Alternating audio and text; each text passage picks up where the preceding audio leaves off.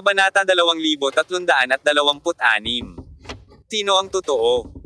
Kumusta, Lord Apollo? Ako si Linslav, mula sa bantay ng pamilya ng Atlantes. Lumapit ang isang lalaking may blonde na buhok, ikinuyom niya ang kanyang kanang kamao sa kanyang kaliwang dibdib, at magalang na nagbigay ng isang parangal na saludo. Naparito ako upang kunin ang mga hostage sa utos ng panganay na anak ni Castellan. Okay, ihahatid na kita doon. Tumango si Surui. Ngunit bago iyon, kailangan nating tingnan kung sino ang taong umatake sa akin. Gayunpaman, walang nakita si Surui mula sa mga taong ito. Anumang ninanais na kahihinatnin sila ay isang grupo ng mga bayad na mersenaryo. Na umaasang ang iilan na nagtatagal at malubhang na sugatan ay magsasabi kung sino ang kanilang utak, na imposible lamang. Kailangan kong makita ang iyong mga dokumento. Sabi ni Surui sa blonde na lalaki habang binubuklat ang damit ng isang mersenaryo. Sundin mo ang utos ng iyong Panginoon. Ang Linzelev na ito ay naglabas ng gintong medalya mula sa kanyang bulsa. Ako ang unang antas na bantay sa bantay ng pamilya. Kinuha ni Surui ang gintong medalya. Tumingin siya ng paulit-ulit, nakaramdam ng bigat, at nagtanong, isang bantay sa unang antas na tulad mo, ilan ang naruroon sa buong bantay ng pamilya? Isang buong 10. Sabi ni Linslav. Mukhang mataas ang level mo. Inihagis ni Surui si Jinzon pabalik kay Linzelev, at pagkatapos ay dinala siya sa compound kung saan nakatali ang mga hostage. Pagkabalik, hayaan mong alagaan ka ng iyong panganay, para linisin ang mga tao sa paligid mo. Bahagyang nanunuya ang sinabi ni Surui. Huwag mong hintayin na duminahin ang madilim na mundo, ang iyong likod bahay na ang unang nagliyab. Ang mga miyembrong ito ng Golden Guard ay tumulong kay Surui na patayin ang grupo ng mga mersenaryo, at nagsakripisyo ng ilang tao mismo, kaya may magandang impresyon si Surui sa kanila. Maghintay hanggang may install ang lahat ng mga hostage. Pagkatapos makapasok sa kotse, binigyan muli ni Linzelev si Surui ng isang nightly sulot na may paggalang. Aking Panginoon, umaasa akong makipaglaban muli sa iyo sa hinaharap. Sana, baka balang araw, nakangiting sabi ni Surui. Nang makaalis na ang mga sasakyan, bumalik si Surui sa dating beach. Dahil sa isang matinding labanan ng baril, lahat ng mga taga-nayon ang pinto ay sarado, at walang sino man ang nang-ahas na mamasyal sa madugong dalampasigan na kasing hayag ng Surui. Ang mga taga-baryo na nakatira sa malapit ay tumawag na sa pulisya. Ngunit ang lokal na pulisya ay napaka-inefficient. Ang telepono ay hindi darating. Mula sa puntong ito ng view, walang lungsod sa China ang nakakaalam kung gaano karaming mga kalye ang layo mula sa Qingcheng. Hinihipan ni Surui ang simoy ng dagat at hindi niya maiwasang maalala ang nakita niya noon. Yung babaeng kamukhang kamukha ni Kyoko. Dahil sa layo, hindi ito makita ni Surui ng malinaw, kaya't umaasa lamang siya sa memorya upang mahanap ito. Gayunpaman, pagkatapos maglakad sa dalampasigan ng ilang kilometro, walang nakitang tao si Surui, at hindi rin siya sigurado kung ang nakita niya kanina ay isang ilusyon. Nako, marahan na ba maantong hininga si Surui? Ang hitsura ni Yamamoto Kyoko na tumetalon sa hangin at mga alon sa araw na iyon ay lumitaw sa kanyang harapan, at ang kanyang puso ay biglang napuno ng kalungkutan at paghihiwalay. Napakaraming bagyo at kamatayan ang naranasan ni Surui sa daan. Sa kasamaang palad, sa mga darating na araw, hindi alam kung gaano karaming mga tao ang iiwan sa kanya sa malupit na paraan. Umupo si Surui sa bahura at pinanood ang mga alon na dumarating hanggang madaling araw. Medyo pagod din siya, at babalik na sana sa dating compound para magpahinga, ngunit sa sandaling ito, ilang itim na kotse ang nagmaneho mula sa malayo, lahat ay Mercedes-Benz. Kasabay nito, sa Stell Manor, si Castellan ay nakaupo sa sofa sa bulwagan, nakatingin sa karamihan ng tao sa kanyang harapan. Sa maluho at walang laman na bulwagan na ito, mayroong kabuoang 200 tao, 50 tao sa bawat hanay, na maayos na nakaayos sa 4 na hanay. Narito ang mga tagapagluto, ang mga tagapaglinis, ang mga gwardya, ang mga yaya, at oo, lahat ng tao sa Stell Manor ay narito. After gathering these people, hindi na nagsalita si Castellan, naupo lang sa sofa. At nang ang mga taong ito ay hindi mapakali sa loob ng kalahating oras, sa wakas ay tumayo si Castellan, naglakad sa harapan nila, at tiningnan sila isa-isa. Itaas mo ang iyong ulo. Malamig at malamig ang mga salita ni Castellan, parang walang temperatura. Isang chef na mukhang chef ang nagtaas ng ulo at sinalubong ang tingin ng panganay na anak ng pamilya, nanginginig ang buong katawan.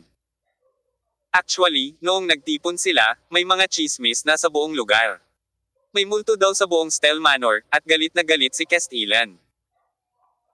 Ang mga taong ito ay lahat ay nag-aalala na kung ang panloob na multo ay hindi matagpuan sa huli, si Castellan ba ay magdadala ng kanyang galit sa kanilang lahat. Pagkatapos ng lahat, bilang magiging tagapagmana ng pamilyang Atlantes, pinamunuan ni Castellan ang buhay ng halos lahat ng naroroon.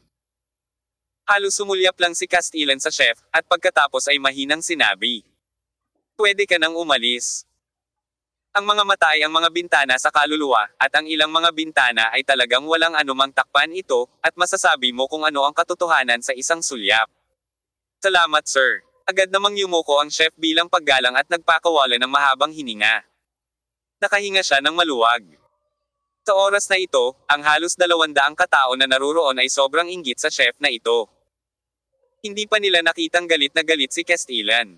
Ang panganay na anak na lalaki ay paminsan-minsan ay tumira sa asyenda sa loob ng ilang panahon.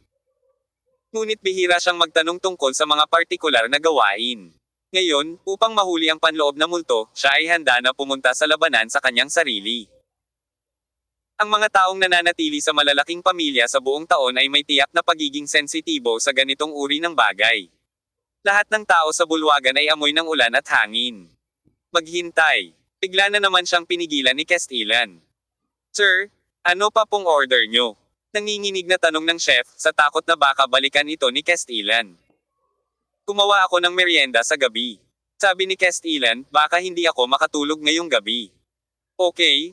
Wait. Ito ang sikat na chef ay nagpunas ng malamig na pawis sa kanyang ulo at agad na umatras ng may paggalang. Tiningnan ni Castellan ang mga taong naruroon na may malamig na kamahalan sa kanyang mga mata. "Ngayon, aalamin ko ang panloob na multo." Natahimik ang lahat, lalamunan. Bagaman ang karamihan sa mga tao ay hindi tagaloob, ang kanilang mga noo ay patuloy na tumutulo ng malamig na pawis. Muling gumalaw ang mga yabag ni Castellan. Nilumpasan niya ang mga tao at tumingin sa lahat ng 10 segundo. Hindi maisip ang kamahalan na dinadala ng panganay. Nagkatinginan lang ng halos 10 segundo ay pinagpapawisan na ang maraming tao. Suriin ang lahat ng mga tawag na ginawa mula sa manor na ito sa nakalipas na oras. Sinabi ni Castellan sa anino sa pintuan. "Sa loob ng 30 minuto, makukuha ko na ang resulta." Matapos marinig ang sinabi niya, nakahinga ng maluwag ang maraming tao na hindi tumatawag sa panahong ito. Sa pamamagitan nito, maaari nilang maalis ang hinala. Nang matapos ang pagtingin ni Castellan sa lahat, dumating ang balita mula sa kanyang mga nasasakupan. "Sir, nasuri na namin, at sa nakalipas na oras, may 10 tawag mula sa Stell Manor." 10 tawag. Kinusot-kusot ni Kay Sterling ang kanyang mga mata at tinitigan ang mga taong naruroon. "Sino itong 10 tao, magkusa kayong tumayo." Napuno ng nakakadepress na kapaligiran ang eksena. "Gusto mo bang sabihin ko ulit?" Pinaikit ni Castellan ang kanyang mga mata. Tumayo ang lahat, huwag magatubiling. Kung sila ay inosente, bakit sila matatakot? Sunod-sunod na tumayo. Nagbilang si Castellan, at mayroon lamang 9 na tao sa kabuuan. 9 na tao ang tumawag ng 10. Sa oras na ito, ibinulong ng subordinate kay Castellan. Pinakamatanda na young master, ang 10 tawag ay nagmula sa 10 magkakaibang numero. Sa ngayon, dapat may mas kaunting tao. Tumingin si Surui sa Mercedes, pinaikit ang kanyang mga mata, at maingat na tumayo. Ang mga sedan ng Mercedes-Benz na iyon ay hindi nahanap si Surui, ngunit diretsyong nagmaneho patungo sa bakuran kung saan siya naroon noon. Nang makita ito, tahimik na sumunod si Surui sa likuran. Dahil sa mga kilos ng kabilang partido, lalo siyang naging mapagmatsyag. Tiyak na. Uminto ang mga sasakyan sa harap ng bakuran. At isang nasa katanghaliang gulang na lalaki na nakaitim na suit ang lumabas sa kotse at tumingin sa nakasarang pinto ng bakuran. Kumatok ng ilang beses. Ito ay parang napakagalang na kilos. Gayunpaman, dahil walang tao sa bakuran, paano ito kakatok ng lalaking ito na nakasot? Makalipas ang 10 minutong paghihintay, walang dumating para magbukas ng pinto. Tumingin ang lalaking nakasot sa kanyang relo na may pag-aalala sa kanyang mukha. Captain, bakit hindi natin hukayin? Baka walang tao sa loob. Iminungkahi ng isa sa mga nasasakupan. Hindi, maghintay.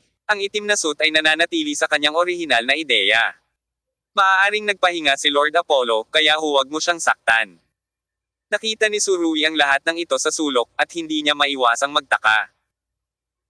Ang kabilang partido ay dapat na lumapit sa kanya, at siya ay tila naging palakaibigan, ngunit ang layuning ito ay para saan ito. Sa Timog Silangang Asya, talagang napagtanto ni Surui ang pakiramdam na ang bawat hakbang ay isang hukay, at ang mga nagkukusa sa kagat ng kawit ay ganap na naiiba sa kanyang inaasahan. Pinili pa rin niyang maghintay.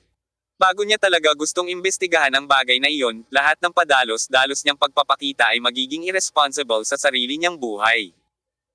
Gayunpaman, ang itim na suit ay naghintay ng isa pang 10 minuto.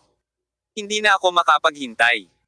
Kapitan, kailangan nating bumalik sa ating buhay sa lalong madaling panahon. Gusto mo bang umakyat ako sa pader at pumasok muna? Sabi ulit ng naiinip na team member.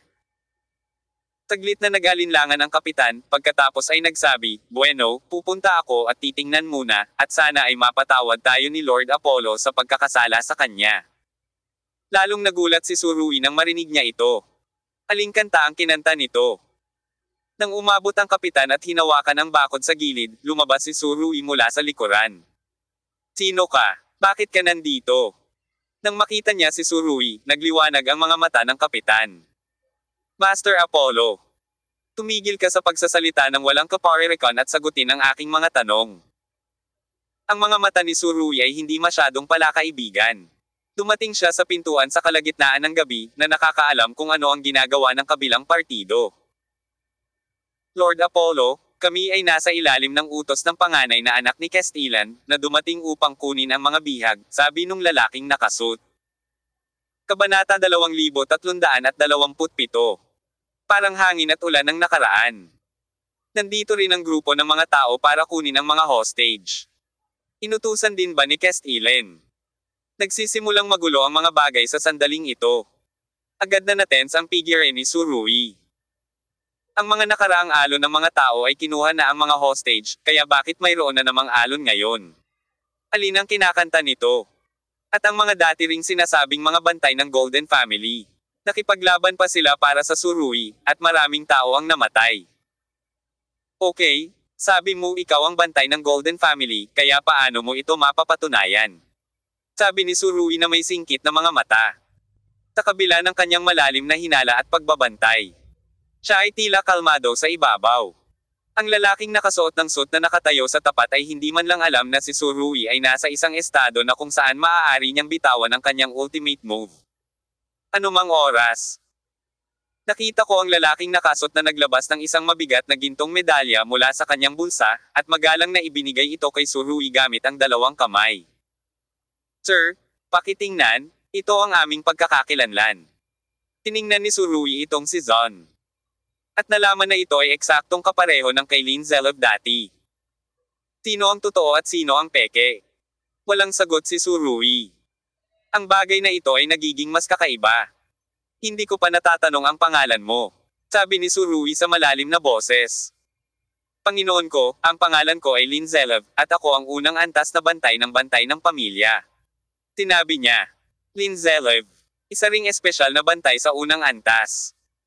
Malinaw na naalala ni Surui na ang lalaking pumunta rito para kunin ang mga hostage ay tinawag itong pangalan. Ang mga pangalan ay eksaktong pareho, at ang mga opisyal na posisyon ay eksaktong pareho. Anong international joke? Nima, sino ang dapat kong pagkatiwalaan? Biglang naramdaman ni Surui na parang kinukunan niya ang infernal affairs. Ang buhay ay dapat na mas kapanabik kaysa sa mga pelikula. "I would like to ask, how many first-level guards are there in your Golden Family Guards?" Bagamat halos alam na ni Surui ang sagot, nagtanong pa rin siya. "Mayroon kaming 10 first-level guards sa kabuuan." Mabagal pa rin ang pagsasalita nitong si Lin Zelov, at parang hindi niya alam na malapit nang magwala si Surui. Parehong sagot ng dalawa. Napapikit si Surui. Nakapikit ang kanyang mga mata, sinabi niya, "Kung gayon, sa inyong mga punong gwardya, mayroon bang sinumang may katulad na pangalan sa inyo?" Parehas lang. Hindi alam ni Rincherev kung bakit ito tinanong ni Surui, kaya agad siyang sumagot. Hinding-hindi. Talagang hindi. Bumalik ang tanong ni Surui. Maaaring napakaraming tao, hindi mo maalala ng malinaw. Lord Apollo, nakakasigurado ako sa sinabi mo, maliban sa akin, walang sinuman sa buong pamilyang bantay ang may ganitong pangalan. Desididong sabi ni Rincherev. Pinandilatan siya ni Surui. Totoo ba lahat ng sinabi mo? Bigla niyang naramdaman na parang nagmamadali siya kanina, at dapat tinawagan niya si Castellan para kumpirmahin ito. Mahirap bang tumawag sa telepono? Bagamat hindi pa alam ni Surui kung sino ang totoong Golden Guard. Nagsimula na siyang magsisi. Bakit hindi siya naging mas maingat? Ngayon ay parang gusto man niyang bumawi ay baka huli na ang lahat. Pinaikit ni Surui ang kanyang mga mata, sinabing muli. Napakahalaga ng bagay na ito, kailangan kong tawagan si Castellan at magtanong ng malinaw, sa palagay ko, hindi mo ito tatutol, tama ba? Itong si Lin Zelev ay may magalang paring ngiti sa kanyang mukha. Alam niya na ang hinala ni Surui ay isang kinakailangang proseso, at wala siyang pakialam. Siyempre hindi ako tatutol, ibibigay sa iyo ni Master ang sagot. Tumango si Surui. Umatras ng ilang metro, nagbukas ng ligtas na distansya, at pagkatapos ay nagsimulang tumawag. Pinipilit ni Castellan ang lahat sa kanyang bulwagan, nang tumunog ang telepono, nakita niya ang numero ni Surui at direktang sinabi. Dumating na ba ang mga taong ipinadala ko? Nasaan ka? Walang magawa si Surui. Ano ang pangalan ng taong ipinadala mo? Lin Zelev. Agad na sumagot si Castellan. Ito ang aking unang antas na bodyguard. Dam, dalawang grupo ng tao ang nakilala ko ngayon, at pareho silang pinangalan ng Lin Zelev. Direktang sinabi ni Surui. Nang marinig ang kanyang boses, nagulat lahat si Lin Zelev at ang kanyang mga subordinate. Hindi inaasahan ng mga taong ito na dalawang grupo ng tao ang pupunta dito. At ang pangalan ay pareho.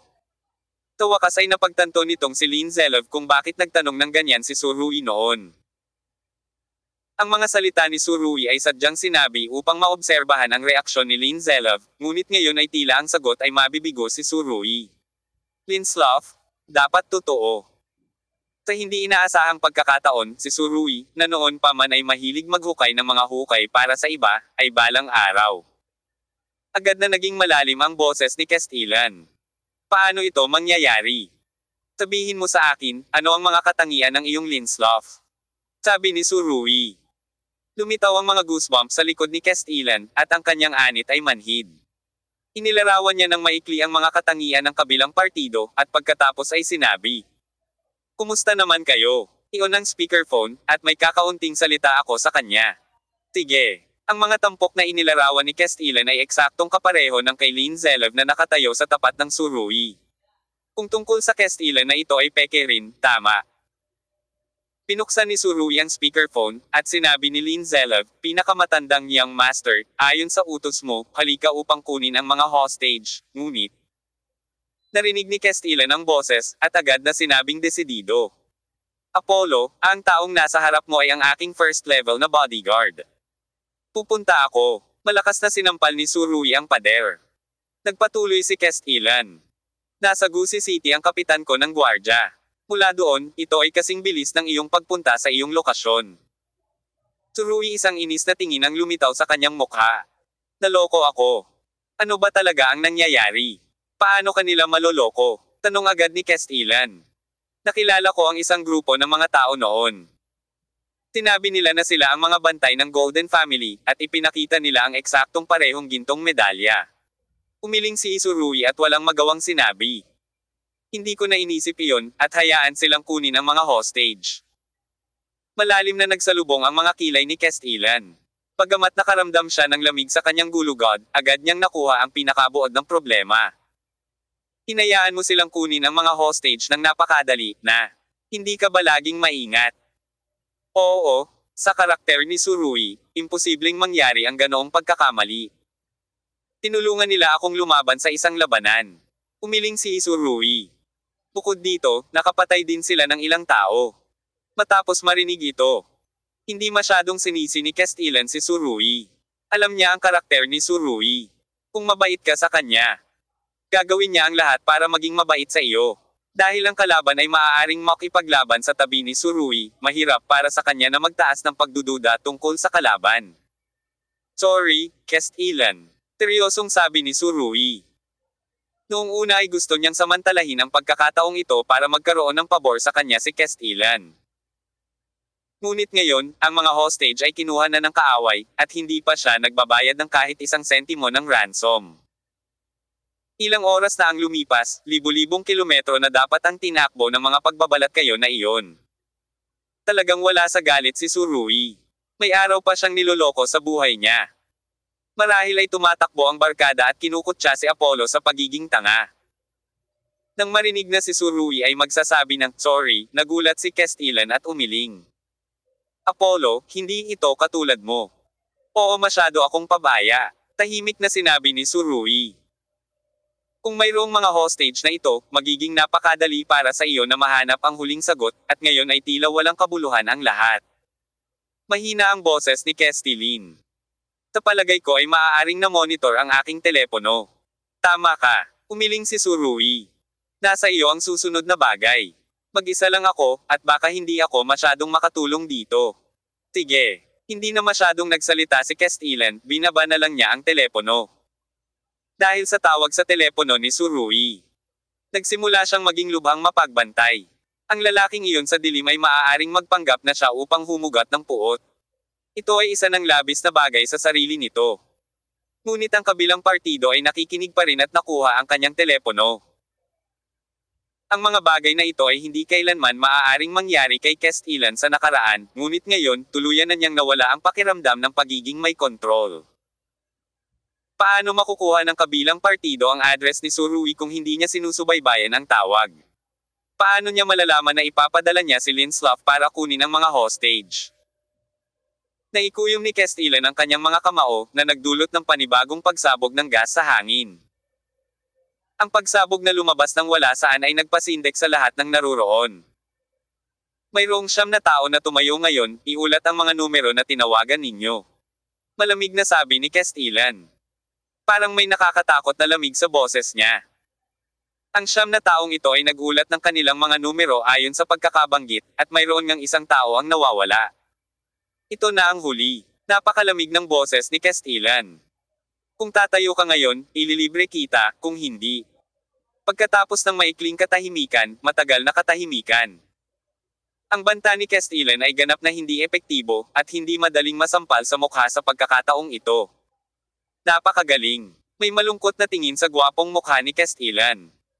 Dahil walang nagkusa na umamin dito, gugugol ko ito sa iyo. Sabi, lumingon siya sa 9 na taong nakatayo sa gilid, na lahat sila ay tumawag sa nakaraang oras. You are free for now. Back to your posts. As for the others, stand here for me, not to move without my orders. Sabi ni Kestilan, at naglakad pabalik sa study niya. Nakatayo sa harap ng floor-to-ceiling na mga bintana ng study, ang mga mata ni Kestilan ay kumislap ng isang makapal na malamig na glow. Alam niya na ang susunod na bagay ay maaaring maging mas komplikado kaysa sa naisip niya. Ang panganay na anak na bihirang mag-alala tungkol sa likod bahay, ay nagsimulang mag-isip ng mabuti tungkol sa nangyari kamakailan. Lahat, naghahanap ako ng mga posibleng pahiwatig. Ilang kulog ang biglang dumagundong sa labas, na nagpaputol sa pag-iisip ni Kestilan. Ang biglaang kombinasyon ng hangin at ulan ay nagpaalala kay Kestilan sa magulong gabing iyon mahigit 20 taon na ang nakalipas. Ang hangin ito at ang ulan na ito ay halos kapareho ng nakaraan. Chapter 2328. Sino ka kapag nakita kita ulit? Matagal na nakatayo si Kestilan na nakaharap sa bintana, at nanatili sa ganitong posisyon sa loob ng isang oras na hindi gumagalaw. Ano sa tingin mo? Sa wakas ay sinabi niya. Pagkatapos magtrabaho buong gabi, ang boses ni Kestilan ay tila namamaos, at may pagkahapos sa pamamaos. Isang figure ang dahan-daang lumabas sa mga anino sa sulok. Kung hindi siya kikilos, halos walang makakapansin na may tao sa sulok. Huwag mo akong tanungin tungkol sa isang bagay na nakakagulat. Medyo matigas ang boses ni Sombra. Wala akong ideya. Susunod, gusto kong ikaw mismo ang mag-shoot. Sabi ni Kestilan. Gawin mo mag-isa. Para kanino? Pinaling ni Kestilan ang kanyang mukha. Alam ko, kung may sumusunod sa iyo, kung hindi mo gagawin ang inisyatiba na ilantad ito, walang sino man ang makakatukla sa iyong pag-iral, at ako rin. Sino ang sinusundan mo? May target ka na ba? Mayroong 200 tao, at gusto kong salain sila ang paghahanap ng sospek ay mas mahirap lang kaysa sa pag-akyat sa langit. Ito ay hinala lamang, hindi sigurado. Sabi ni Castellan, hihilingin ko sa lahat na magbigay ng kanyang alibay. Siyempre, yung siyam na hindi ko kasama, focus on suspects yun. Ang pangunahing suspect. Ang pangungusap na ito ni Castellan ay nagulat sa anino. Dahil bago iyon, malinaw niyang ibinalita na no-ash out na ang siyam na taong ito, ko'y na hinala. Ngunit ano ang nangyayari ngayon? Hinding-hindi ko papayagan ang sino man na makipag-ugnayan sa labas ng mundo ng walang pahintulot. Pinapikit ni Castellan ang kanyang mga mata, ang siyam na taong ito ay seryosong lumabag sa mga pi. Ata Karen. Nakikita ko ang ibig mong sabihin. Tinabi ng anino. Sa totoo lang, sa siyam na tao, lubos na posible na ang isang tao ay gumawa ng 2 tawag sa telepono, ngunit hindi niya ito inamin. Ito ang tanging paraan upang paliitin ang saklaw ng pagsisiyasat. Tinabi ni Castellan. Magpatuloy sa pagtitig, sa loob ng isang araw at isang gabi, magkakaroon ng higit pang mga tawag mula rito. Tititigin ko ngayon ang siyam. Bago siya matapos magsalita, nawala ang anino sa pag-aaral sa isang punto. Lumingon si Castellan at pinagpatuloy ang tingin sa hangin at ulan sa labas ng bintana. Sa oras na ito, nakaupo pa rin si Surui sa reef, pinapanood ang pagtaas ng tubig ng dahan-dahan. Isang pulang araw ang sumikat sa ibabaw ng dagat, at ang mga madugong eksenang iyon ay nawala. Nalinas na ni Zelov at ng kanyang mga tanod ang lugar bago umalis. Hindi pa rin masaya si Surui sa pag-iisip tungkol sa nangyari kagabi. Noong nakaraan, halos imposibleng mangyari ito sa kanya. Siya lang ang palaging nagkalkula ng iba, at mahirap para sa iba na magnakaw ng isang buhok mula sa kanya. Pero ngayon, tumaob ang bangka sa gutter. Hindi inaasahan ni Surui ang ganitong uri ng pagsasabuatan. Hindi niya akalain na lalabas sa puso niya ang ganoong posibilidad. Iniisip ang sinabi ni Castellan sa kanya. Tinisi pa rin ni Surui ang kanyang sarili sa kanyang kawalang ingat. Sa oras na iyon, sinabi ni Castellan na ang kanyang mga nasasakupan ay lalapit sa kanya sa loob ng 10 oras sa kanyang tabi, at ang mga impostor ay masyadong mabilis na dumating. Ang kalaban ay nagsagawa rin ng isang mapait na panlilinlang upang tulungan si Surui na lumaban sa isang labanan, na naging dahilan upang ang huli ay hindi na makapag-alinlangan. Sa kasong ito, karaniwang hinuhusgahan ni Surui na ito ay isang crack sa loob ng pamilyang Atlantes. May sumusubok na malaman si Castellan. Mukhang hindi na rin magiging maayos ang buhay ng panganay na ito. Tiyak na napagtanto ng matalinong tao ang posibleng krisis, kaya pinaponte niya si Goselen upang umatras ng maaga. Mukhang hindi madaling makihalubilo ang mayayaman. Naiinggit ang lahat, pero ang ups and downs lang ang kaya mo. Hindi alam ni Surui kung nagbubuntong hininga siya kay Castellan o nakakaramdam ng emosyonal, sariling. Dumampot siya ng isang maliit na piraso ng bato, inihagis ang kanyang braso sa dagat, at inihagis ito ng umiinog. Ilang beses na lumutang sa ibabaw ng dagat ang maliliit na mga natuklap ng bato, at pagkatapos ay lumubog sa dagat. Biglang natuwa si Surui. Ibinaba niya ang kanyang ulo upang hanapin ang ganitong uri ng maliliit na mga natuklap na bato, at mabilis na nakahanap ng malaking halaga. Dahil dito, ang taong ito ay patuloy na naglalaro ng tubig, at nag-enjoy pa nga siya dito ng mahigit kalahating oras. Ang ilang mga taga-nayon noon ay nalilitong nakatingin sa binatang ito. Umagang-umaga. Lahat ay pumunta sa dagat upang mangisda o magtrabaho sa bukid. Saan nanggaling ang lalaking ito? Hindi propesyonal na lalaki. Matagal na naglaro si Surui. At sa wakas ay naramdaman na ang kalungkutan sa kanyang katawan at isipan ay ganap na naalis. Gayunpaman, tinatayang kung marinig niya ang panloob na aktibidad ng mga taga-nayon, 80% sa kanila ay magsusuka ng dugo sa lugar. Susunod, plano niyang maglibot sa nayon upang makita kung maaari niyang makilala ang batang babae mula sa gabing iyon. Bagamat hindi pa rin alam ni Surui kung siya ay delusional, handa siyang subukan ito. Gayunpaman, pagkatapos maglakad sa paligid ng nayon sa mahabang panahon, hindi nakita ni Surui ang figurang iyon. Umiling siya, muli niyang inalis ang multo sa kanyang isipan. Naglalakad si Surui nang makakita siya ng gumuhong bahay, at maraming tao ang umiiyak sa paligid ng bahay. Nang makita ang eksenang ito, naningkit ang mga mata ni Surui, at nakaramdam siya ng labis na pagkakonsensya, dahil ang bahay na ito ay pinasabog ng isang missed rocket kagabi. Hindi gaanong nag-isip si Surui. Pagkatapos ay humakbang pasulong at nagtanong ng mabuti. Noon lang niya nalaman na ang binomba ay isang lumang bahay lamang, at walang nakatira doon ng gabing iyon, kaya naiwasan ang mga nasawi. Ngunit ito rin ay pag-aari ng pamilya. Tinatayang ilang nasa katanghaliang gulang ang lumaki sa bahay na ito. Nang makitang mahirap ibalik ang bahay, natural na maging malungkot. Si Surui ay hindi nagdala ng maraming pera. Ngunit ibinigay niya ang halos lahat ng pera sa mga taong ito. Siyempre, bago ibigay ang pera, ginawa rin niya ang pagkakakilanlan ng isang International Relief Fund, COM. Wala ring pagdududa ang mga iilang tao na iyon, salamat sa paulit-ulit para dito. Ang ganitong bagay ay hindi isang bagay na nagawa ng kabanata. Minsan sa isang fishing village sa South China Sea. Tinustusan ng Surui ang halos lahat ng operation funds na ibinigay ng organisasyon sa mga balo ng mga mangingisda. Si Surui ay may dalisay na puso. Hindi mahalaga kung siya ay nasa bahay o sa ibang bansa, kung sa nakaraan o sa hinaharap, ito ay hindi magbabago sa anumang paraan. Walang magawa si Surui kapag siya ay walang ginagawa, kaya't ibinulong na lamang niya ang kanyang manggas at tinulungan ang mga taga-nayon na ayusin ang mga nasirang bahay. Kung tutuusin, sa kanya rin naman ang bagay na ito, at kaunting tulong din ang makakabawi sa guilt sa puso niya. Dahil dito, labis din ang pasasalamat ng mga lokal na taga-nayon, ngunit labis na napahiya si Surui. Mayroong ilang magkakapatid sa pamilyang ito. At tila napakaganda ng kanilang relasyon sa isa't isa. Nakipagpalitan ng ilang salita si Surui sa kanila at nalaman na mayroon silang maliit na restaurant sa bahay. Ngunit kailangan pa rin nilang pumunta sa dagat.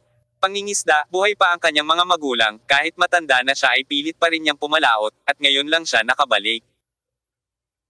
Hindi inakala ng pamilya na si Surui ang magiging salarin sa pagguho ng kanilang ancestral home, at inimbitahan pa siya nitong maghapunan sa kanilang tahanan. Ang kabaitan ay mahirap tanggapin. Kaya si Surui ay sumang-ayon sa daloy. Bukod dito, nais niyang kunin ang pagkakataong ito upang magtanong tungkol sa pigire. Bagamat manipis ang pag-asa, handa siyang subukan ito. Habang sinusundan ni Surui ang mga taga-nayon sa kanilang mga tahanan, dahan-daang huminto ang isang taxi sa dulo ng kalsada sa yulunan ng nayon. Lumabas sa sasakyan ang isang lalaking may hawak na gitara. Siya ay tumingin ordinaryo. Ngunit ang buong tao ay tila bumuo ng isang visual na black hole, na ginawa ng mga tao na hindi maiwasang tumingin sa kanya. Dagdag pa, kapag ang mga mata ay nasa kanya, mahirap na itong bunutin. Ang taong ito ay parang may tinatawag na magic power. Buti na lang at halos walang tao sa dulo ng village, kung hindi, siguradong magdudulot ng sensasyon ang taong ito. Oy, itong Ginoo, hindi ka pa nagbabayad, gusot na sabi ng taxi driver. Pagkatapos ng lahat, ang paglalakbay na ito ay sapat na malayo. Hindi sila dumiretso sa Chingcheng. Ngunit nanatili sa kalsada ng 1 o 2 araw. Dahil sa pamimilit nitong pasahero, hindi na naglakas loob ang taxi driver na magreklamo. Gayunpaman, magiging labis ang pagnanais na mag-default dito. Walang pakialam na sinabi ng isang armadong lalaki, wala akong pera. Pagkarinig nito ay biglang naramdaman ng driver na parang babagsak na siya, at walang malay ang boses. Itinaas ang 1 oktaba. Walang pera. Kung wala kang pera, sabihin mo sa akin ng mas maaga. Anong klaseng taxi ang sasakay mo kung wala kang pera? Tinayang mo ang oras ko ng ilang araw. Sa mga araw na ito, ang gasolina lamang ang nasusunog gaano karaming nahulog. Sinasabi ba ng lalaking ito na wala siyang pera? Gayunpaman, bago pa man matapos magsalita ang driver, natanto niya kung gaano kaitikot ang lalaking ito noon. Kung siya ay magalit at magpakamatay, ano ang dapat niyang gawin? Kitang-kita ng isang armado na lalaki ang takot sa mga mata ng driver. Inilapag niya ang case ng gitara sa lupa at pinindot ang bintana gamit ang tanging kamay niya. Isang sitwasyon na mas ikinatakot ng driver. Sa pagdiin ng palad ng kalaban, mabilis na natatakpan ng mga bitik ang salamin sa bintana, at pagkatapos ay lumaki at nabasag ang mga bitik sa loob ng 2 segundo. Basagin ang salamin ng kotse sa pamamagitan ng pagpindot gamit ang mga kamay. Kaagad pagkatapos, hinawakan ng lalaki ang frame ng bintana at hinayla. Naramdaman pa ng taxi driver na hinahatak at inilipat ang kanyang sasakyan. Hindi huminto ang isang armadong lalaki, at hinayla niya ito ng dalawang magkasunod. Bang bang bang! Natanggal bigla ang bisagra ng pinto ng kotse, at natanggal din ang buong pinto ng sasakyan. Napakabastos! Magsalita ka pa at tatanggalin ko ang ulo mo na parang pinto ng kotse, malamig na sabi ng isang armadong lalaki. Hindi na naglakas loob ang driver na humingi ng pamasahe. Hindi man lang siya nag-abalang kunin ang pinto ng kotse, pinaandar na niya ang sasakyan at nagmamadaling tumakbo palayo. Malamig na tiningnan ng isang armadong lalaki ang dumadaang sasakyan, at walang sinabi, kinuha ang case ng gitara, tumalikod at naglakad patungo sa nayon. Si Tsurui ay mainit na inanyayahan ng mga taga-nayon at pumunta sa kanilang tahanan. Nalaman niya sa pamamagitan ng pag-uusap na ang panganay sa pamilya ay pinangalan ng Sripan. At mayroon siyang 2 kapatid na lalaki at 3 kapatid na babae, lahat ay dumating sa oras na ito. Hindi ko inaasahan na ang bahay ng pamilya ay isang simpleng restaurant. Ang mga tao sa nayon ay madalas na dumarating upang kumain. Pagkaupo ni Tsurui. Sumigaw si Sripan, hindi Sara, narito ang bisita, ibigay mo sa bisita mo dali. Ibuhos ang tubig. Masyadong magalang, masyadong magalang. Nakangiting lumingon si Tsurui. Hawak ang tasa. Ngunit nang iangat niya ang kanyang ulo at makita ang teapot sa harap ng kanyang mga mata nang lumitaw ang figure. Hindi napigilan ng kanyang kamay ang pagluwag, at ang tasa ng tsaa ay agad na nahulog sa lupa at nabasag. Kabanata 2329. Napakalayo. Hindi Sara, isang napakakaraniwang pangalan ng babaeng Thai. Gayunpaman, nang iangat ni Tsurui ang kanyang ulo, mayroon pa rin siyang pakiramdam ng 1,000 taon. Dahil Kyoko Yamamoto. Ang babaeng nagngangalang Natsara sa harapan ko ay eksaktong kapareho ni Kyoko Yamamoto. Nakatayo doon si Tsurui na tulala na para bang siya ay hindi makagalaw, hindi makagalaw. Para sa kanya na panaginip lang ang lahat. Parang panaginip din ang mga taong nasa harapan ko. Ginoo, Tsu, ano bang nangyayari sa'yo? Si Sripan, ang boss na nasa tabi niya, ay nag-aalala na baka ang basag na salamin ay makakamot kay Tsurui, kaya nag-aalala siyang nagtanong. Gayunpaman, nalaman niyang ang mga mata ni Tsurui ay nakatutok kay Nocha Sara, at hindi niya napansin ang kanyang mga paa. Kyoko, gumalaw ang mga labi ni Tsurui ng ilang beses, at pagkatapos ay sinabi niya ang pangalan na matagal nang nakatago sa kanyang puso. Wala pang 1 taon mula nang magkahiwalay sila, ngunit tila 1 buong siglo na ang lumipas mula noong huling bagyo sa Xinhua. Sa oras na ito, si Natsara ay nakasuot ng isang simpleng beige coarse cloth. Ang ganitong damit na hindi nagpapakita ng kanyang katawan ay nagpakita ng napaka-homey na pakiramdam sa kanyang katawan. Kung ikukumpara kay Kyoko Yamamoto, ibang-iba ang ugali ni Natsara. Ang matalim na aura na natatangi kay Kyoko Yamamoto ay mas mababa, at naglaho pa nga. Bagamat hindi sapat ang kanyang ugali, at least hindi niya hahayaang kabahan at hindi makapagsalita ang iba kapag nasa paligid siya.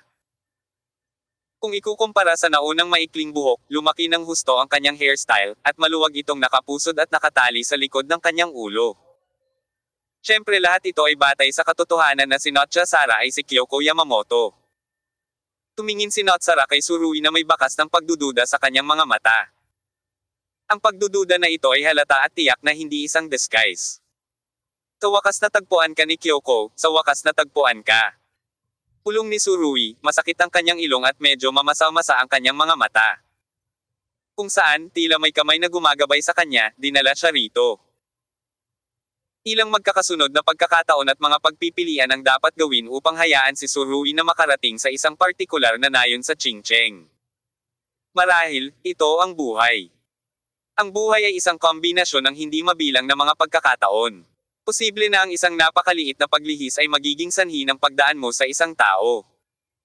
At ngayon ay walang alinlangan na maswerte si Tsurui. Sa totoo lang. Paano magkakaroon ng napakaraming swerte? Lahat ito ay tungkol sa magandang kapalaran ng pagsusumikap. Kahit na si Tsurui ay isang tipikal na materialista, sumasang-ayon pa rin siya sa puntong ito. Kung hindi niya tinulungan ang pamilyang Sripan sa paglilinis ng bahay, hindi na sana siya naimbitahan dito bilang panauhin, at hindi niya nakilala si Kyoko Yamamoto, na maraming araw nang nawawala. Nagulat ang pamilya ni Sripan sa performance ni Surui. Hindi nila akalain na makikilala ni Surui si Notsara. Maging, sa paghusga sa kanyang pagganap, hindi lamang magkakilala ang dalawa, ngunit mayroon ding napakalalim na relasyon. Si Surui ay likas na humakbang pasulong, ngunit napaatras si Notsara. May nagbabantay pa sa mga mata niya. Anong ginagawa mo? Tanong ni Notsara. Kyoko, hindi mo ba ako kilala?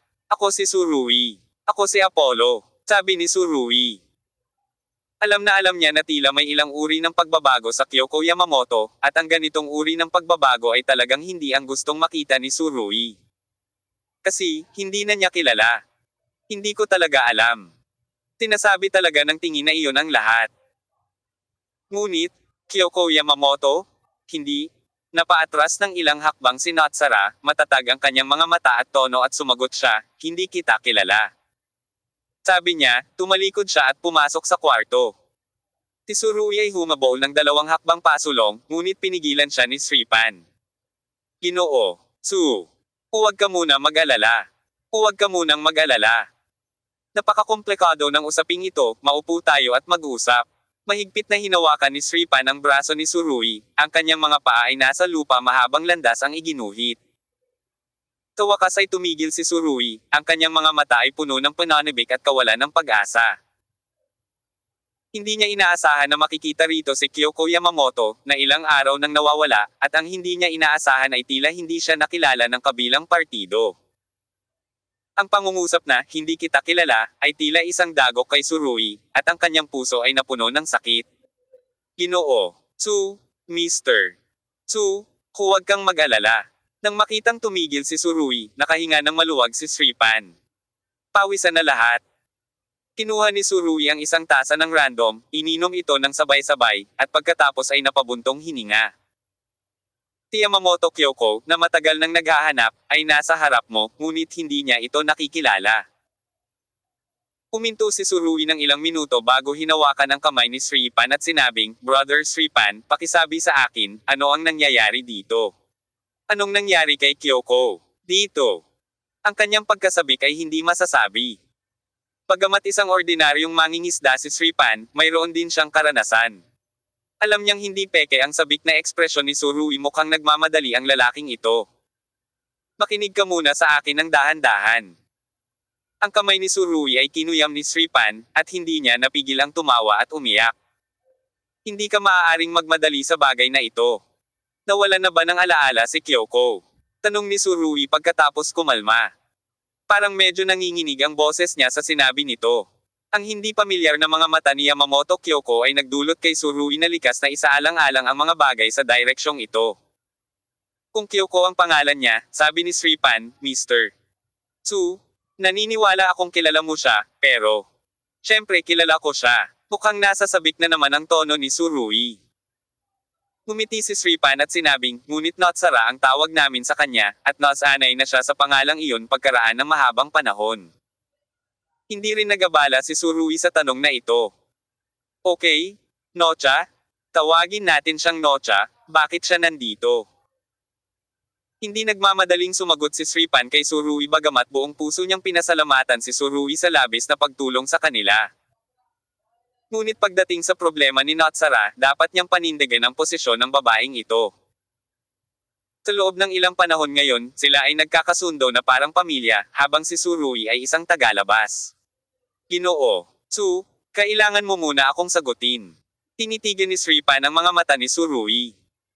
Sabik na sabik si Surui na ikinaway niya ang kanyang kamay at nag-aalalang sinabi, Mr.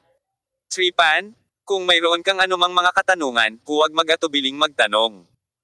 Tanong ni Sripan. Mr. Anong relasyon niyo ni Nocha? Ako, si Surui ay nag-alinlangan sandali, pagkatapos ay tila gumawa ng isang tiyak na determinasyon, sinabing, ako ang kanyang lalaki, kaibigan. Boyfriend. Sa objectively speaking, talagang hindi madaling masabi ang mga salitang ito mula sa bibig ni Su Xiaoshu. Sa wakas ay nakilala niya si Kyoko, at talagang ayaw niya itong palampasin muli. Bagamat si Yamamoto Kyoko ay tinatawag na ngayong Natsara, matatag na naniniwala si Surui na sila ay iisang tao. Ganap. Boyfriend. Hindi mapigilan ni Sripan na magulat nang marinig niya ang mga salita ni Surui. Malinaw niyang nakita ang pag-aalinlangan ni Surui noon. Ngunit ang pagkaapurahan at ekspresyon sa mga mata ng kabilang partido ay siya ring pinakatotoo mula sa kanyang puso. Ang damdamin, ang ganitong uri ng emosyon ay hindi maaaring pekain o dayin. Sa makatuwid, naniwala si Sripan na sina Surui at hindi Sara ay magkasintahan. Gayunpaman, ang isang simpleng mangingisda tulad ni Sripan ay mag-iisip na sina Surui at Yamamoto Kyoko ay hindi magkasintahan, at ang kanilang emosyonal na gusot ay hindi maipaliwanag sa ilang salita. Hindi talaga nawala ng alaala si Sara. Sinabi ni Sripan. Natagpuan namin siya sa isang reef area nang ang aming pamilya ay pumasok sa malalim na dagat upang mangisda sa panahon ng pagbaha ng isda. Yung reef area. Tumibok ang puso ni Surui matapos itong marinig. Oo, nakahiga siya, walang malay. Ang mga mata ni Sripan ay nagpakita ng isang hitsura ng alaala. Ang aming pangalawang anak ay may pinakamahusay na kalidad ng tubig. Pinapanto ko siyang lumangoy para tingnan at nalaman kung buhay pa ang babae at hindi pa ganap na patay, kaya ibinalik niya ito. Nang marinig ito, halos lumuhad si Surui at naramdaman na may milagrong nangyari. Si Kyoko Yamamoto ay nailigtas ng ganito. Mahigpit na hinawakan ni Surui ang kamay ni Sripan, tuwang-tuwang sinabi niya, Kuya Sripan, maraming salamat, salamat sa pagligtas kay Kyoko, salamat. Habang nagsasalita siya, nakaramdam ng kaunting nabulunan si Surui. Talagang nagpapasalamat siya. Kung ang pamilyang Sripan ay hindi nakasakay sa bangkang pangingisda na iyon sa malalim na dagat. Kung sila ay nag-hang up na walang kinalaman sa kanilang sarili mentality. Makita ang kamatayan at hindi magligtas, kung gayon walang muling pagsasama-sama sa pagitan ng Surui at Yamamoto Kyoko ngayon.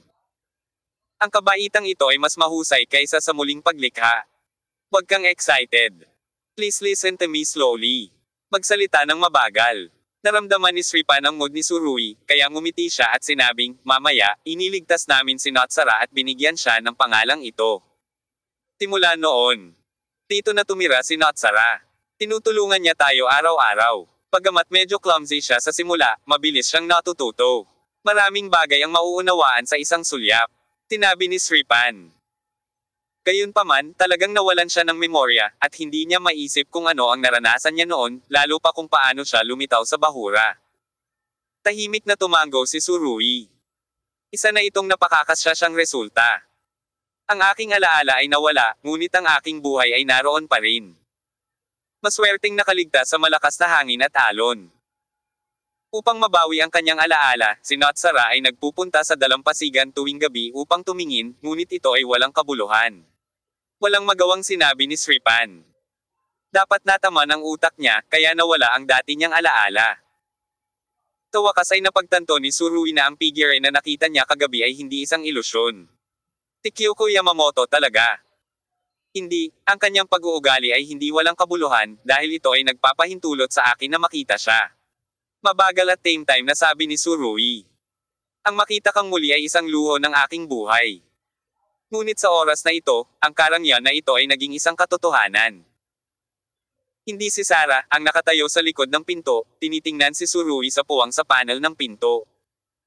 Kabanata 2330. Sa mga taon bago ako namatay.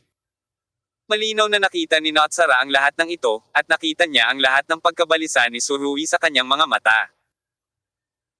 Ito ay magpapatahimik sa kanya sa mahabang panahon na makaramdam ng kaunting kaguluhan sa kanyang puso, ngunit hindi niya maalala kung ano ang nangyari.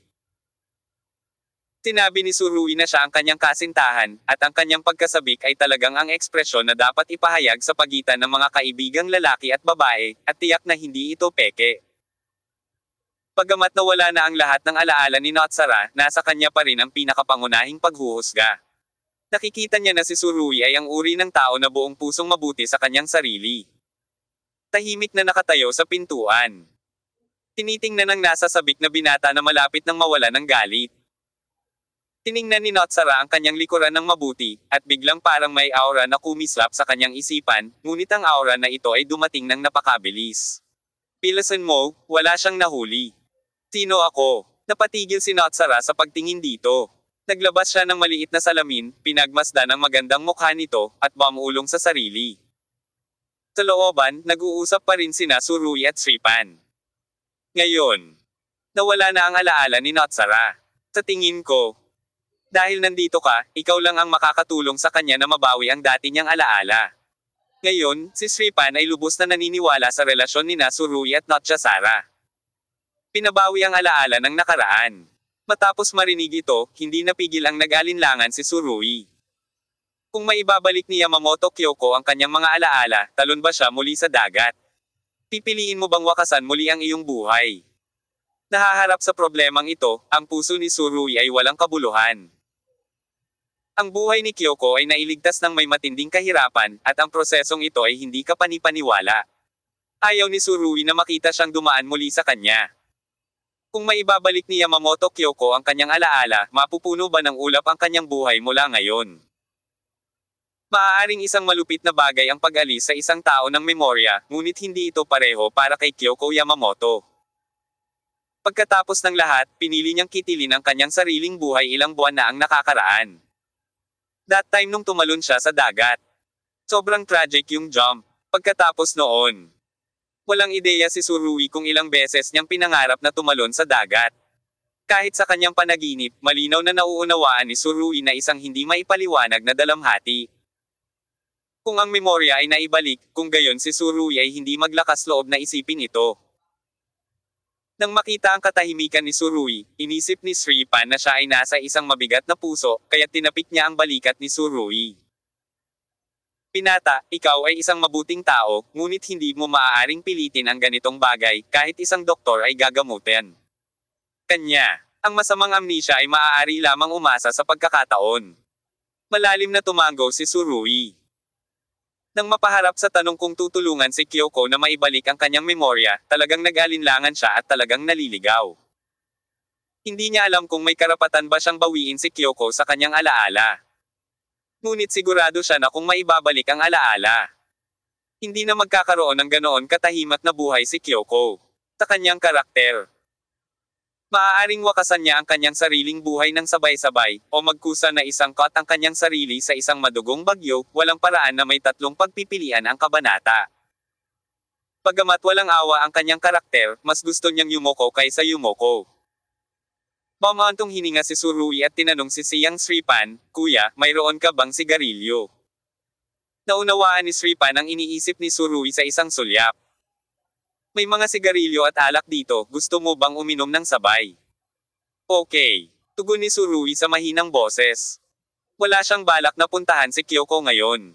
Bagamat umaasa siyang mahanap siya ng maraming beses noon, nang mahanap niya si Surui, naliligaw siya. Siya'y bumangon. Pareho pa rin itong pangungusap, walang karapatan si Surui na tanggihan si Kyoko na bawiin ang kanyang alaala, ngunit may pagnanais siyang hayaan si Kyoko na mamuhay ng mas magandang buhay. Kumpara sa nakaraang madugong bagyo, nadama ni Surui na ang kasalukuyang mapayapang buhay ay ang pinakabihirang, at talagang nag-aatubili siyang panoorin si Kyoko na bumalik sa sakit. Halos hindi naninigarilyo si Surui, ngunit ngayon ay humihit-hit siya ng 3 sunod-sunod na stick at uminom ng isang buong bote ng lokal na alak. Sa kainan na ito, hindi siya gaanong nagsasalita. Nakikita ni Sripan ang mood ni Surui at hindi siya hinikayat na uminom. Tungkol naman kay Notsara, hindi na siya muling lumabas ng kwarto. Marahil dahil sa masalimuot na emosyon sa kanyang puso. Si Surui, nakadalasang napakasarap uminom, ay nakaramdam ng pagkahilo. Pinagpag niya ang walang laman na bote ng alak at tinapik ang nahihilo niyang noo. Hindi niya alam kung bakit, medyo masakit na pala ang ilong. Maaaring ang alak ay lubos na nagpasigla sa mga emosyon sa kanyang puso, at si Surui ay talagang nakahiga sa mesa at nagsimulang umiyak. Hindi siya sumigaw, nagkibit-balikat lang siya. Tiningnan ni Sripan ang eksena at hindi mapigil ang mapabuntong hininga. Hindi madaling umiyak ang bata dahil hindi pa niya naabot ang malungkot na bahagi. Umiyak siya ng ganito, gaano siya kalungkot at kalungkot. Bagamat hindi pa nakapag-aral si Sripan sa anumang paaralan, ngunit siya ay matanda na at sapat na ang karanasan. Nakikita niya sa pagganap ni Surui ngayong hapon na ang lalaking ito ay tiyak na dumaan sa malakas na hangin at alon, at mayroon ding hindi malilimutang pakiramdam sa pagitan ni Nocha at Sara. Mamantong hininga si Sripan, tinapik si Surui sa balikat, pagkatapos ay tumayo at naglakad patungo sa silid. Hindi pa rin itinaas ni Surui ang kanyang ulo, may mga basang marka na sa lupa sa ilalim niya. Kakayanin man ng mga balikat ng isang lalaki ang langit, palaging may mga sandali ng kahinaan at mga sandali ng pagbuga. Sa sandaling ito, umiiyak si Surui ng ganito, dahil ba sa masaya siyang mahanap si Kyoko, o dahil sa masalimuot na emosyon. Marahil ang dalawang damdamin ay magkakaugnay, at marahil ay hindi masabi ni Surui kung para saan ito. Pumasok si Sripan sa silid ni Notsara, na nakaupo sa kama ng walang sabi-sabi. Sara, nakita mo ba yon? Tanong ni Sripan. Tumango ang huli, at tumangala siya kay Sripan, saka umiwas ng tingin. Malinaw, hindi alam ng kliyente kung ano ang gagawin. Para sa kanya ngayon, parang estranghero si Surui. Ang gayong estranghero ay nagpakita ng gayong pagmamahal sa kanya, na naging dahilan ng biglang pagkataranta ni Notsara. Ang kalungkutan ni Surui ay nasa kanyang mga mata, ngunit hindi niya maintindihan ang pinagmulan ng mapanglo na iyon, kahit na hindi ngayon. Dapat talaga boyfriend mo siya. Itinaklap ni Sripan ang kanyang mga kamay at inilagay sa kanyang dibdib. Anak, napakaswerte mo, hinanap ka ng Diyos. Tahimik na tumango si Notsara. Bagamat wala siyang relihiyosong paniniwala, alam din niya kung gaano kahirap para kay Surui na makilala siya dito. Ikinagagalak kitang makilala, sa aking hindi pa nawawalang mga taon. Sa sandaling lumabas ang emosyong ito, naramdaman ni Notsara na bumukas ang puwang sa kanyang puso. Dati, pakiramdam niya ay napuno siya ng pressure sa hitsura ni Surui, ngunit ngayon ay tila hindi na dapat banggitin ang mga panggigipit na iyon. Pagamat nawalan siya ng alaala, hindi niya maiaalis kay Surui ang kagalakan ng muling pagsasama. Sa mga mata ni Notsara ngayon, si Surui ay tahimik na umiiyak, kalahati ay umiiyak sa tuwa at kalahati ay nababalisa para sa kanya. Sa totoo lang, hindi malayo sa katotohanan ang hula niya. Makikita sa puntong ito na matapos mawala ang kanyang alaala. Nawala si Notsara ng higit sa kalahati ng kanyang dating walang awa na personalidad. At least ngayon, walang pinagkaiba ang performance niya sa ordinaryong babae. Halika, anak, maging matapang ka. Bahagyang ipinatong ni Sripan ang kanyang kamay sa balikat ni Notsara. Ito ay gantimpala mula sa Diyos. Sige. Tumango si Notsara, nag-alinlangan, saka itinulak ang pinto at lumabas. Hindi alam ni Surui na lumabas na si Notsara. Huminga siya ng malalim at itinaas ang ulo. Sa ilalim ng madilim na dilaw na ilaw sa looban, napakalinaw ng mga luha sa mukha ni Surui. Inabot ng isang kamay ang isang pirasong papel. Hindi si Sara ay walang Surui sa kanyang memorya. Kaya hindi siya maaaring gumawa ng inisyatiba upang tulungan si Surui na panasan ang kanyang mga luha. Medyo nahihirapan siyang mag-abot ng tissue. Kinuha ni Surui ang kapirasong papel na ito, at nakaramdam siya ng sobrang init. At least, ito ang willingness ni Kyoko na magkusa na tanggapin siya. Ang kanyang maliit na hakbang ay isa ng malaking sorpresa para kay Surui. Kaya lang ayaw ng mga lalaki na makita ng iba ang vulnerable side nila. Nakita ni Kyoko ang pag-iyak na ito, na nagpahiya kay Surui. Nahihiya siyang ngumiti, saka pinunasan ng tissue ang mukha niya at sinabing, ito, medyo excited na ako. Hindi si Sara ang hindi ngumiti, nakita niyang tumingin sa mga mata ni Surui. Sinabi niya, sabi mo, Kyoko ang pangalan ko, tama ba? Natahimik sandali si Surui, pagkatapos ay tumango. Bagamat hindi pa rin niya alam kung dapat ba niyang tulungan si Kyoko na mabawi ang kanyang alaala, natural lang sa kanya na malaman ang kanyang pangalan.